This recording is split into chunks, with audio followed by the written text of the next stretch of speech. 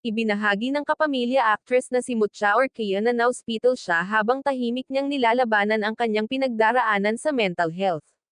Sa isang Instagram video na ibinahagi niya noong linggo, May 31, ipinakita niya ang mga larawan na nagpapakita ng kanyang pagiging masaya sa travel, sa pagbibigay oras sa sarili, sa pakikipagkulitin sa mga mahal sa buhay. Pero bukod rito, ipinakita rin ni Mucha ang mga araw na hindi siya okay at tahimik na lumalaban sa mga mahihirap na pinagdaraanan. Kabilang dito ang mga sandaling umiiyak siya ng mag-isa at ang kanyang pananatili sa ospital. Sa kabila ng mga hirap na patuloy na nilalabanan, nagpaabot pa rin ng bukas na paalala si Mucha para sa kapwa hirap sa kanilang mental health struggles. Aniya, but just remember that there's always another day, another blessing in life, and another chance to live.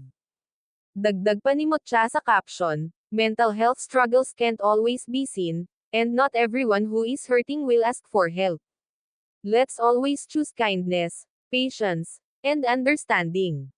A simple check-in, a listening ear, or a few words of encouragement can mean more than we realize. Nagbigay rin siya ng mensahe para sa mga taong dumaraan sa katulad na mga pagsubok.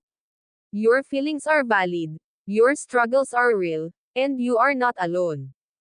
Keep going, one day at a time. You can't heal in just one day, and it's okay to take things at your own pace. Be gentle with yourself.